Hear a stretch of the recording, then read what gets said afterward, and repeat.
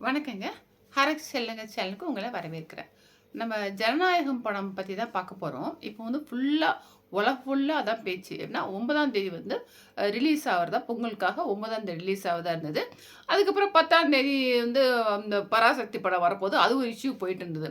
So இந்த படம் வரப்ப அந்த படமும் வருதுன்னு சொல்லி அது பெரிய ஒரு கான்ட்ரோவர்சி மாரி போயிட்டு இருந்தது. சரி அது போகட்டும் பரவால்ல ரிலீஸ் ஆகட்டும்னு சொல்லியிருந்த சமயத்தில பார்த்தா, இன்னும் வந்து பார்த்தீங்கன்னா, இது புக்கிங்லாம் ஓப்பன் பண்ணிட்டாங்க. ஃபாரின்லலாம் எல்லாம் வந்து அப்ராட்லலாம் ஓப்பன் பண்ணிட்டாங்க. அப்புறம் நம்ம பக்கத்து மாநிலத்திலாம் ஓப்பன் பண்ணியிருக்காங்க. தமிழ்நாட்ட மட்டும் ஓப்பன் ஆகல. அப்புறம் வந்து ஒரு 2 நாளைக்கு முன்னாடி வந்து ஓப்பன் ஆச்சு. ஒரு சில ஸ்டேட்டஸ்லாம் ஓப்பன் ஆச்சு. ஆனா, இப்ப சடனா என்ன ஆகுதுன்னா, இன்னும் வந்து சென்சார் சர்டிஃபிகேட் வரல அப்படின்னு சொல்லிட்டு இருந்தாங்க. ஏன் சார் வரல அப்படின்னு சொல்லிட்டா, சரி வந்துரும் வந்துரும் அப்படிங்கிற மாரி இருக்க சமயத்தில பார்த்தா, இப்ப என்ன பண்ணிட்டாங்க, ரிவைசிங் கமிட்டிக்கு போணும் அப்படின்னு சொல்லிட்டாங்க. அப்படி சொன்னதுனால ரிவைசிங் கமிட்டிலாம் போயிட்டு 9ஆம் தேதி ரிலீஸ் ஆகணும். அது எப்படி முடியும்னு சொல்லிட்டு, புரொடக்ஷன் கம்பெனில வந்து இதுக்கு போயிட்டாங்க. கோர்ட்டுக்கு போயிட்டு, கோர்ட் மூலியமா நம்ம வாங்கிடலாம்னு சொல்லிட்டு கோர்ட்டுக்கு போயிருக்கிறாங்க. எப்படின்னா, டிசம்பர் 18தே வந்து சென்சாருக்காக வந்து அனுப்பிச்சுட்டாங்க படத்த. அனுப்பிச்சு எவ்வளோ நாள் ஆகுது பாருங்க. நவம்பர் ஜான்வரி 9ன்னா டிசம்பர் 18தே அனுப்பிச்சுட்டாங்க. அனுப்பிச்சு அது வந்து பார்த்தீங்கன்னா, இப்ப தான் வந்து உங்களுக்கு ஒரு ஜான்வரி 5த் அன்னைக்கு தான் இன்ஃபார்ம் பண்ணியிருக்காங்க. ரிவைசிங் கமிட்டிக்கு அனுப்பணும் அப்படின்னு சொல்லிட்டு. முன்னாடி சொல்லல. ஸோ இது வந்து இவ்ளோ இதா சொன்னோன தான் கோர்ட்டுக்கு போயிருக்காங்க. இதுல என்னன்னா 5 பேர் வந்து ஒரு கமிட்டி மெம்பர்ஸ் வந்து பார்த்துருக்குறாங்க. அந்த படத்த வந்து பார்த்துருக்குறாங்க. பார்த்துட்டு அதில என்ன சொல்லியிருக்கிறாங்கன்னா, ஒரு 27 இடத்துல வந்து கட்டு. ஏன்னா கொஞ்சம் அரசியல் படம் நம்ம பார்த்துருக்கோம். எப்படி படம் ட்ரெய்லர்லாம் பார்த்தோம். ஸோ சில காட்சிகள்லாம் வந்து கண்டிப்பா வந்து கட்டு இருக்கும். அதில வந்து சில வசனங்களோ, இதுவோ அந்த காட்சிகளோ சொல்லிட்டு 27 இடத்துல வந்து கொஞ்சம் கட் பண்ணணும் அப்படின்னு சொல்லியிருக்கிறாங்க. சொல்லிட்டு இதெல்லாம் நீங்க பண்ணிடுங்கன்னோனே, இவங்க பண்ணிட்டீங்கன்னா உங்களுக்கு வந்து யுஏ +16 அப்படின்னு சொல்லிட்டு குடுக்கலாம். அதாவது வந்து யுஏ சர்டிஃபிகேட்னா 16 வயசுக்கு கீழ உள்ளவங்கலாம் வந்து அ பெற்றோர்கள் கூட வந்து அனுமதியோட வரலாம் அப்படிங்கிற மாரி அர்த்தம். அதில வந்து யுஏ +16 வந்து குடுத்துடுறோம் அப்படின்னு சொல்லி வாய்மொழியா சொல்லியிருக்கிறாங்க எங்க புரொடக்ஷன் கம்பெனில. இவங்களும் வந்து அவங்க என்னென்ன சொன்னாங்களோ அந்த அந்த இதெல்லாம் வந்து மாற்றம் பண்ணி எல்லாத்தையும் சரி பண்ணி குடுத்துருக்காங்க. அப்ப என்ன ஆகுதுன்னா, திடீர்னு வந்து இல்ல, இது ரிவைசிங் கமிட்டி போகணும்னு சொல்லியிருக்கிறாங்க. என்னன்னா, ஒரு கம்ப்ளைண்ட் வந்திருக்கு எங்களுக்கு அப்படின்னு சொன்னோனே, இது எந்த கம்ப்ளைண்ட் யார் பண்ணாங்கன்னு சொல்லாம, அது எப்படி வெளியாளுங்கலேருந்து எப்படி கம்ப்ளைண்ட் பண்ண முடியும்? ஏன்னா, எங்க சென்சார் போர்ட் மெம்பர்ஸ் தான் பார்த்துருப்பாங்க. புரொடக்ஷன் கம்பெனி வேற யார் கம்ப்ளைண்ட் பண்றதுக்கு எப்படி அத பத்தி தெரியும்? கதை தெரியும். படம் யார் பார்த்துருப்பாங்கன்னு யோசிக்கிறப்ப பார்த்தா, அந்த 5 மெம்பர்ஸ்லயே ஒருத்தர் வந்து கம்ப்ளைண்ட் பண்ணியிருக்காரு. அங்க சேர்மனுக்கு வந்து ஒரு மெயில் அனுப்பிச்சிருக்காரு. அதுல என்ன பண்ணியிருக்கிறாருன்னா, அதுல வந்து அப்ஜெக்ஷன வந்து அவங்க கன்சிடர் பண்ணவே இல்ல. அப்படின்னு சொல்லியிருக்கிறார். ஸோ 5 பேர்ல இவர் தான் அப்ஜெக்ஷன் பண்ணியிருக்காரு. அத கன்சிடர் பண்ணல அப்படின்னு சொல்லி ரிவைசிங் கமிட்டி தான் அனுப்பணும்னு சொல்லி போட்டிருக்காரு. இது என்னாச்சுன்னா, இப்படின்னு நடந்திருக்கு. அதனால வந்து ரிவைசிங் கமிட்டிய அமைச்சுக்கிறாங்க. ஸோ கோர்ட்ல வந்து கேஸ் வந்து ஹியரிங் வந்து இப்ப ரிட் போட்டிருக்காங்க. பெட்டிஷன் போட்டிருக்காங்க வந்தது. அதுல வந்து நீதிபதி வந்து பிடி ஆஷா அவங்க தலைமையில தான் விசாரணைக்கு வந்திருக்கு. விசாரணைக்கு வந்தப்ப என்ன கேட்குறாங்கன்னா, இவங்க சைட் என்ன சொல்றாங்க, கேவிஎன் தயாரிப்பு நிறுவனத்த என்ன சொல்றாங்கன்னா, 500 கோடி போட்டு படம் எடுத்துக்கிறோம். அப்படிங்கிறப்ப இதில வந்து நெறைய இது வந்து ரிலீஸ் ஆவலன்னா, அதுவும் வெளி அப்ராட் ரிலீஸ் ஆவுது, இந்தியா ஃபுல்லா ரிலீஸ் ஆவுது, அத்தன தியேட்டர்ல ஆவுது. அவ்வளோ செலவு பண்ணி பண்ணியிருக்கிறோம். இது 9ஆம் தேதி ரிலீஸ்ன்னு டேட் அனௌன்ஸ் பண்ணிட்டோம். அப்படி வந்து நீங்க ரிலீஸ் ஆகலைன்னா பயங்கரமா நஷ்டமாகும். அப்படின்னு சொல்லி அவர் சொல்லியிருக்கிறார். அடுத்து வந்து 5 பேர்ல வந்து 4 பேர் பார்த்துட்டு ஓகே சொல்லிருக்காங்க. வாய்மொழியா எங்ககிட்ட சர்டிஃபிகேட் இது குடுக்குறோம். நீங்க இதெல்லாம் வந்து இந்த என்னென்ன சரி பண்ணணுமோ அதெல்லாம் மாற்றங்கள்லாம் பண்ணிடுங்க. நான் வந்து யுஏ +16 சர்டிஃபிகேட் குடுக்குறோம்னு வாய்மொழியா சொல்லிட்டாங்க. சொன்னதுக்கப்புறம் 4 பேர் ஓகே சொன்னதுக்கப்புறம் ஒருத்தர் வந்து அப்ஜெக்ட் பண்ணாங்கறனால, அத வந்து குடுக்காம நிறுத்தலாமா? அப்படிங்கிற மாரி அவங்க தரப்பு வக்கீல் வந்து கேட்டிருக்கிறாங்க. அந்த புரொடக்ஷன் கம்பெனி வக்கீல் வந்து பேசியிருக்கிறாங்க. அது மாரி இது சொன்னோனே, இவங்கட்ட வந்து எதிர் தரப்பு வந்து பண்ணுவாங்கல்ல. அதாவது வந்து இந்த அ சென்சார் போர்டுக்காக வக்கீல் ஆஜராவார்ல, அவரு சொல்லியிருக்கிறாங்க. அ சர்டிஃபிகேட் வர்ற வரைக்கும், அது வந்து சர்டிஃபிகேட் வர வரைக்குமோ, இல்ல வந்து படத்த பார்த்துட்டோ, திரும்ப கூட ரிவைசிங் கமிட்டி அனுப்புறதுக்கு சேர்மனுக்கு தான் உரிமை உண்டு. அவருக்கு ரைட்ஸ் இருக்கு பண்ணலாம் அப்டின்ட்டு. அது மாரி நாங்க வந்து 5ஆம் தேதியே அவங்கட்ட இன்ஃபார்ம் பண்ணிட்டோம். இது மாரி ரிவைசிங் கமிட்டி போதுன்னு சொல்லி இன்ஃபார்ம் பண்ணிட்டோம் அப்டின்னு சொல்றாரு. அடுத்தது வந்து படம் வந்து இந்த சென்சார் பண்றதுக்கு வந்து 15 நாள் ஆகும். நார்மலா வந்து சென்சார் ஆவறதுக்கு 15 நாள் ஆகும். அது டிபெண்ட்ஸ் படத்த பொறுத்து சொல்றாங்க. சாதாரணமா படமா ஒரு பிரச்சனைன்னா ஒரு நாள்லயே பார்த்துருவோம். காலைல பார்த்து சாயங்காலமே கூட ஓகே பண்ணிடுவோன்றாங்க. சில படம் 2 நாள் ஆகும்னா, இதுவே ரொம்ப ஒரு அரசியல் சம்மந்தப்பட்ட படம் இப்படிலாம் இருக்கிறப்ப, ஒரு பெரிய எதிர்பார்ப்போட பிரம்மாண்டமா வருது அப்படிங்கிறப்ப, ரொம்ப வந்து அத ரொம்ப பார்த்து பார்க்கறதுனால, அது டைம் கூட நெறைய ஆகலாம் அப்படிங்கிற மாரி சொல்லிட்டு, இந்த படம் படத்துக்கு ஒரு 15 டேஸ் ஆகும். 15 டேஸ் ஆயிட்டு, இத வந்து நாங்க ரிவிஷன் ரிவைசிங் கமிட்டிக்கு அனுப்புறோம். அவங்க பார்த்துட்டு வரதுக்கு எங்களுக்கு 4 வீக்ஸ் டைம் வேணும் அப்படின்னு சொல்லியிருக்கிறாரு கோர்ட்ல. யாருன்னா, அந்த சென்சார் போர்டு அவங்க வக்கீல் இருக்கார்ல, அவர் சொல்லியிருக்கிறார். கவர்மெண்ட் வக்கீல் அவர் சொல்லியிருக்கிறார். இது பார்த்தீங்கன்னா 4 வாரம் ஆகுதுன்னா, என்ன பாருங்க 1 மாசம். இப்போ 9ஆம் தேதி வரணும்னா, 1 மாசம் கழிச்சு ரிலீஸ் எப்படி பண்ண முடியும்? ஏன்னா உங்களுக்கு வந்து அதுக்கப்புறம் வந்து ஸ்கூல்லாம் திறந்துரும், காலேஜஸ் திறந்துரும். அப்புறம் எலக்ஷன் வேற டேட்லாம் அனௌன்ஸ் பண்ணிட்டாங்கன்னா, ரொம்ப பெரிய பிரச்சனை ஆயிடும். ஸோ அது ஒரு பெரிய விஷயம். அது ஒண்ணு.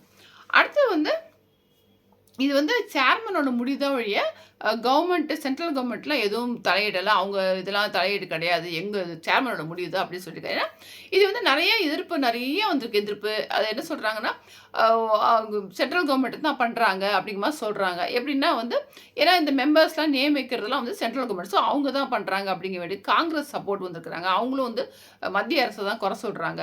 ஏன்னா நெறைய வந்து இந்த பார்த்தீங்கன்னா, இந்த அது மாரி நெறைய பேர் வந்து சீமான் அவர்களும் வந்து விஜய்க்கு சப்போர்ட்டா பேசியிருக்காரு. இது மாரி தடுக்கிறது ரொம்ப தப்பு அப்படிங்கிற மாரி அவரும் பேசியிருக்கிறாரு. அதுக்கப்புறம் வந்து பார்த்தீங்கன்னா, நடிகர்கள்லாம் சில பேர் வந்து குரல் குடுத்துருக்காங்க. ஜெயம் ரவி சொல்லியிருக்கிறாரு.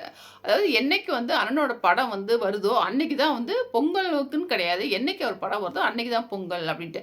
நெறைய ஃபேன்ஸும் அப்படிதான் சொல்றாங்க. அது மாரி சிலம்பரசனும் வந்து குரல் குடுத்துருக்கிறாரு. சத்யராஜ் பையன் வந்து அவரும் வந்து சொல்லியிருக்கிறாரு. நீங்க வந்து அதாவது கண்டிப்பா வந்து நம்ம ஜெயிப்போம். வெற்றி வந்து நிச்சயம். கவலைப்படாதீங்க அப்படிங்கிற மாரி எல்லாம் ட்விட்டர்ல வந்து எல்லாருமே வந்து சப்போர்ட் பண்ணி போட்டுருக்காங்க. ஸோ இது மாரி நெறைய வந்து குறை சொல்றாங்க.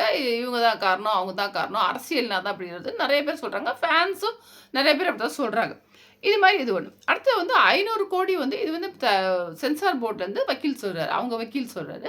500 கோடி போட்டிருக்காங்கன்னு சொல்றோம். 500 கோடியோ, 1 கோடியோ எவ்வளோ போட்டிருந்தாலும், நம்ம படம் வந்து சரியா இருந்தா தான் நாங்க வந்து சர்டிஃபிகேட் குடுக்க முடியும். இல்லன்னா வந்து ரிவைசிங் கமிட்டி தான் போணும்னு சொன்னா போதும். ஏன்னா இதுல வந்து உங்களுக்கு அந்த டிஃபென்ஸ் எம்பளம்லாம் நெறைய யூஸ் பண்ணியிருக்கிறாங்க. ஃபைட் சீனா தான் வருது. அப்புறம் வந்து மத மத உணர்வுகளை எல்லாம் வந்து புண்படுத்துற மாரி நெறைய சீன் இருக்கு. அப்படின்னு சொல்லியிருக்கிறாங்க. இத வந்து முதல்லயே பார்த்துருப்பாங்க. எப்படி இத வந்து இப்ப சொல்றாங்கன்னு தெரியல. அது ஒண்ணு. இது மாரி சொல்லிட்டு அதெல்லாம் வந்து இதெல்லாம் படம் திருப்தியா இருந்தா தான் சர்டிஃபிகேட் குடுக்க முடியும் அப்படின்னு சொல்லி அவங்க தரப்புல வந்து சொல்றாங்க. இவங்க ஜட்ஜ் என்ன சொல்றாங்கன்னா, 9ஆம் தேதி ரிலீஸ் ஆகணுமா, 10ஆம் தேதி ரிலீஸ் ஆகக்கூடாதான்னு கேட்டிருக்காங்க. அடுத்து வந்து தை பிறந்தால் வழி பிறக்கும்ல அப்படின்னு சொல்லிட்டு இவங்க கேட்குறாங்க. நீ ஏன் வந்து ரிவைசிங் கமிட்டி வந்து அனுப்ப போறோம்னு ஏன் சொல்லலன்னு கேட்டிருக்காங்க. ஆக்சுவலா வந்து அந்த 5 மெம்பர்ல ஒருத்தர் பார்த்தது வந்து 19த் 18த் அனுப்பிச்சிருக்காங்க படத்த. 19த்தே வந்து அவரு பார்த்துருக்கிறாரு. ஸோ 19த் பார்த்தோம்னா யோசிச்சு பாருங்க. 19த்லேருந்து 5ஆம் தேதி தான் வந்து இன்ஃபார்ம் பண்ணியிருக்காங்க. ஸோ நடுவுல அவ்ளோ நாள் இருந்திருக்கு. அதுல வந்து பார்த்தீங்கன்னா, ஒரு கிட்டத்தட்ட ஒரு 15 நாள் போல இருந்திருக்கு. அப்பயே வந்து பார்த்துட்டு அனுப்ப போறோம். இது மாரி ரிவைசிங் அனுப்ப போறோம் ஒரு சொல்லியிருந்தாங்கன்னா, இவங்க உஷாரா என்னென்ன பண்ணுமோ ரிலீஸ்க்கு முன்னாடி வந்து என்னென்ன வேணா பண்ணலாம். ஏன்னா என்ஓசி கூட வாங்கணும்னு சொல்றாங்க. இல்லன்னா, அ அந்த துறை சம்மந்தப்பட்டவங்கள்ட்ட இவங்க இது பண்ண சொன்னாங்களோ, அந்த துறை சம்மந்தப்பட்ட என்ஓசி வாங்கிட்டு வந்து குடுத்துடலான்றாங்க. ஸோ அதெல்லாம் இப்ப வாங்கணும்னா லேட் ஆகும். அது மாரி அப்படிலாம் வாங்கி குடுத்துருப்பாங்க. ஸோ அதான் கேட்குறாங்க. ஏன் சொல்லவே இல்லன்னா, இவங்க என்ன சொல்றாங்க சென்சார் போர்ட்லேருந்து, இல்ல நாங்க 5ஆம் தேதியே சொல்லிட்டோம்னா, 19ஆம் தேதி பார்த்துருக்காங்க படம். 5ஆம் தேதி தான் சொல்றாங்க. என்னன்னு புரியல நம்மளுக்கு. அது மாரி சொல்லிருக்காங்க. அடுத்து வந்து பார்த்தீங்கன்னா, சர்டிஃபிகேட் குடுக்குறோம் அப்படின்னு சொன்னதுக்கு அப்புறம் எப்படி நீங்க வந்து ரிவைசிங் அனுப்புறீங்கன்னு சொல்லி ஜட்ஜ் கேட்டிருக்காங்க. அதுக்கு வந்து இல்ல சர்டிஃபிகேட் குடுத்ததுக்கு அப்புறம் கூட நாங்க கோர்ட்டுக்கு போலாம். அனுப்பலாம். அது வந்து ரைட்ஸ் இருக்கு அப்படின்னா. ஸோ எதுவுமே வந்து சென்சார் போர்டு சிபிஎஃப்சி அப்படிங்கிறது சொல்றாங்கல்ல. அவங்களுக்கு வந்து ரைட்ஸ் இருக்குது. ஃபுல்லா வந்து யாருடைய தலையீடும் இருக்கக்கூடாது. அவங்க அவங்க துறையில அந்த டிபார்ட்மெண்ட்ல வந்து அவங்களுக்கு அந்த போர்டோட உரிமை வந்து எல்லா எல்லா எல்லா உரிமையும் உங்களுக்கு இருக்கு. மத்தவங்க யாரும் தலையிட முடியாது அப்படின்னு அவர் சொல்றாங்க. சென்சார் போர்டோட புகார் வந்து ஆரோக்கியமானது இல்ல அப்படின்னு சொல்லி அவங்க ஜட்ஜ் சொல்லியிருக்காங்க. சொல்லிட்டு நாளைக்கு 9ஆம் தேதி அன்னைக்கு இது தீர்ப்பு வந்து வழங்குறேன் அப்படின்னு சொல்லிட்டு அவங்க போயிட்டாங்க. ஸோ நாளைக்கு வந்து 9த் நாளைக்கு தான் வந்து காலையில ஒரு 10:30 மணிக்கு வந்து தீர்ப்பு வரப்போகுது அப்படின்னு சொல்றாங்க.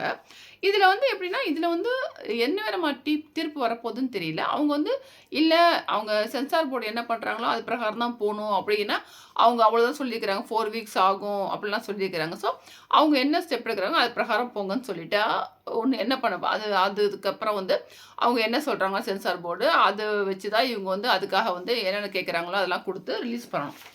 இல்ல அப்படி இல்லன்னு வச்சுக்கங்க. அப்படி இல்ல ஓகே படம் ரிலீஸ் பண்ணலாம். அப்படி ஏன்னா ஆல்ரெடி வந்து சர்டிஃபிகேட் குடுக்க போறோம்னு சொல்லிட்டாங்க அவங்க. அப்படிங்கிறப்ப ஏன் வந்து 4 பேர் சொன்னதுக்கப்புறம் எடுத்துக்காம ஒருத்தர் சொல்றத கேட்டு அதுவும் உடனே சொல்லாம ஏன் லேட்டா பண்ணீங்க? ரிலீஸ் பண்ணலாம் அப்படின்னு சொல்ட்டாங்கன்னா, அதுக்கப்புறம் ரிலீஸ்க்கு வந்து அவங்க என்ன பண்ணுவாங்க, உடனே ஒரு 2, 3 நாள் அப்படியே ஆகும். அதில போய் வந்து சர்டிஃபிகேட் வாங்கி குடுத்து, சென்சார் சர்டிஃபிகேட் குடுத்து ரிலீஸ் பண்ணுவாங்க. இல்ல இவங்களுக்கு வந்து திருப்தி இல்லன்னா, போர்டுக்கு வந்து திருப்தி இல்லன்னு வச்சுங்களேன், சிபிஎஃப்சிக்கு வந்து திருப்தி இல்லன்னு வச்சுங்களேன், அவங்க வந்து மேல வந்து அப்பீல் கூட போலாம். அப்பீல் போய் பண்றாங்களா என்னன்னு தெரியல. ஸோ நாளைக்கு காலையில தீர்ப்பு என்ன வருதுன்னு சொல்லிட்டு, அவங்க ஜட்ஜ் என்ன ஜட்ஜ்மெண்ட் குடுக்குறாங்களோ, அது பிரகாரம் தான் அடுத்தது நடக்கும். இதாங்க இன்னைக்கு மேட்டர் இருந்திருக்குது. இதில வந்து பார்த்தீங்கன்னா, நம்ம வந்து யாரு வந்து இவங்க காரணம், அவங்க காரணம் அப்படின்னு நம்ம சொல்ல வேணாம். ஏன்னா, இவருக்கு வந்து விஜயோட படத்துக்கு வந்து நம்ம பார்த்துருக்கோம். இந்த படத்துக்கு இல்ல, சாதாரணமாவே வந்து எக்கச்சக்கமா வந்து எவ்வளோ படத்துக்கு வந்து சர்க்காரு, மெர்சல், இப்ப நெறைய தலைவா, இது மாரி நெறைய படத்துக்கு வந்து பிரச்சனை வந்துட்டே இருந்திருக்குது அவருக்கு. அப்புறம் புதிய கீதை படத்துக்கு கூட அப்படித்தான். நெறைய வந்து பிரச்சனை வந்துட்டு ஒவ்வொரு பிரச்சனைய ஃபேஸ் பண்ணி தான் அவர் வந்து படம்லாம் ரிலீஸ் ஆயிருக்குது. இதில வந்து இந்த ஆடியோ லான்ச் நடந்ததுல மலேசியால, அப்பயே விஜய் ஒரு வார்த்தை சொன்னாரு. என்ன சொன்னாருன்னா, நீங்க படம் எடுக்கிறேன்னு வரீங்களே, என்னுடைய படத்துக்கு ஆல்ரெடி நெறைய பிரச்சனைலாம் வந்திருக்குது. உங்களுக்கு எல்லாமே தெரியுமா? உங்களுக்கு ஓகேவா? அப்படி சொல்லி ஓப்பனா சொல்லி கேட்டாரு. அவர் எல்லாம் ஓகே அப்படின்னு சொல்லிட்டு தான் சொன்னாரு. ஸோ இது மாரி படம் ரிலீஸ் ஆவதுக்கு முன்னாடி ரொம்ப ரொம்ப மாசத்துக்கு முன்னாடி நெறைய டாக் வந்தது. என்னன்னா, இந்த படம் வந்து ரிலீஸ் ஆவதுக்கு அவ்வளோ ஈஸியா ரிலீஸ் ஆவாது. நெறைய பிரச்சனை குடுப்பாங்க. அரசியல் ரீதியா பிரச்சனை வரும்னு சொல்லி நெறைய பேர் நெறைய டாக் நடந்தது. ஒரு ரொம்ப மாசத்துக்கு முன்னாடியே. அது மாரி இப்போ வந்து இது வந்து யாரு பண்ணாங்க? க க கட்சி பிரகாரம் பண்ணாங்களா? அரசியலாக்குறாங்களா? இல்ல நிஜமாவே சென்சார் போர்டா? என்ன ஏதுன்னு நமக்கு ஒண்ணுமே தெரியாது. விவரம் தெரியல நம்மளுக்கு எதுவுமே. ஏன்னா நம்ம எதுவுமே பார்க்கல. நம்ம என்ன நடக்குது உள்ளுக்குள்ள நமக்கு ஒண்ணுமே தெரியாது. ஆனா பிரச்சனைன்னு வந்துருச்சு. விஜய் அவர்களும் சொன்னாரு. இது மாரி வந்து பிரச்சனை வரும் பரவாயில்லையா அப்படின்ட்டு. அதே மாரி வந்து ஒரு பிரச்சனை வந்திருக்குது. ஸோ இது வந்து எப்படின்னா, நம்ம வந்து நல்ல விதமா வந்து இத எப்படி தீர்க்கணும்? எப்படி இத ஓவர் கம் பண்ணி பண்ணணும்? அதான் யோசிக்கணும். நம்ம யார் மேல குறை சொல்லி இப்ப எதுவுமே நடக்க போறனால தயவுசெய்து ரசிகர்கள்லாம் வந்து எமோஷனல் ஆகக்கூடாது. கோவப்படக்கூடாது. கண்டிப்பா ஒரு பெரிய ஏமாற்றம், டிசப்பாயின்ட்மென்ட் தான். அது எப்படின்னா, சாதாரணமா படம் வந்தா கூட தெரியாது. சரி அடுத்தடுத்து படம் நடக்கிறாருன்னு சொல்லிட்டு. ஒரு ஃபெஸ்டிவலுக்கு அவரோட லாஸ்ட் படம் அப்படின்னு சொல்லி இருக்கிற சமயத்துல, அந்த படம் ரிலீஸ் ஆவறதுக்கு இவ்ளோ தூரம் வந்து பிரச்சனையாகி, இவ்ளோ கஷ்டப்பட்டு, எப்ப ரிலீஸ் ஆகும் என்னன்னு தெரியாம கோர்ட்டுக்கு போய் ரொம்ப ரொம்ப கொடுமையானது. ரொம்ப ரசிகர்களுக்குலாம் ரொம்ப மனவேதனை குடுக்கும். கண்டிப்பா தெரியுது நம்மளுக்கு. ஆனா அதுக்கு வந்து நம்ம வந்து என்ன பண்ணணும், இப்ப அந்த நேரத்துல கோவத்தையும் எதையும் காட்டுற நேரம் கிடையாது. அதனால வந்து ஏன்னா கோவம் காட்டி நம்ம வந்து அத வெளிப்படுத்தி அது வேற பிரச்சனையா ஆயிடக்கூடாது. அதனால எல்லாம் கோவம் கண்ட்ரோல் பண்ணி நல்லது நடக்குங்கிறது உண்மையிலேயே வந்து நம்ம ஒரு யோசிக்கிறோம். இப்ப ரிலீஸ் ஆயிருக்குன்னு சொல்லிட்டு. இது தள்ளி போகுதுன்னா, இதுவும் ஒரு நன்மைக்கு தான் நடக்கணும். கடவுள் வந்து ஒரு இத மாத்துறாருன்னா, அதுல ஏதோ காரணம் இருக்கும். நம்மளுக்கு தெரியாது. ஆனா கண்டிப்பா அது நல்லது நடக்கிறதுக்காக தான் அவர் வந்து மாத்திருக்காரு. நம்ம நெனச்சு பாசிட்டிவாவே நம்ம எடுத்துக்கலாம். கண்டிப்பா நல்லது தான் நடக்கும். விஜய் சொல்ற மாரி வந்து வெற்றி நிச்சயம் நல்லதே நடக்கும் அப்படின்னு சொல்லுவாரு. அதே மாரி கண்டிப்பா நல்லது வேணா நடக்கும். நீங்க வேணா பாருங்க. ஆனா இது பரவால்ல. இதுவும் வந்து ஒரு திஷ்டி மாரி நெனச்சுட்டு போயிடலாம். அவ்வளோதான். மத்தபடி வந்து இது இது கண்டிப்பா வந்து நாளைக்கு ரிசல்ட் தீர்ப்பு வந்ததுக்கு அப்புறம் தான் நம்ம வந்து ஜட்ஜ்மெண்ட் வந்ததுக்கு அப்புறம் தான் அடுத்தாப்புல என்ன நடக்கும்னு தெரியும். ஸோ நல்லதே நடக்கும், நல்லதே நடக்கும் நம்புவோம் நம்ப. நாளைக்கு தீர்ப்பு வந்ததுக்கப்புறம் என்னன்னு சொல்லி அத பத்தி நம்ம பேசலாம். இதோட இந்த வீடியோ முடிச்சுக்கிறேங்க. உங்களுக்கு பிடிச்சிருந்தா லைக் பண்ணுங்க, ஷேர் பண்ணுங்க, சப்ஸ்கிரைப் பண்ணிக்கோங்க. எப்படி இருந்து கமெண்ட்ஸ்ல சொல்லுங்க. Thank you.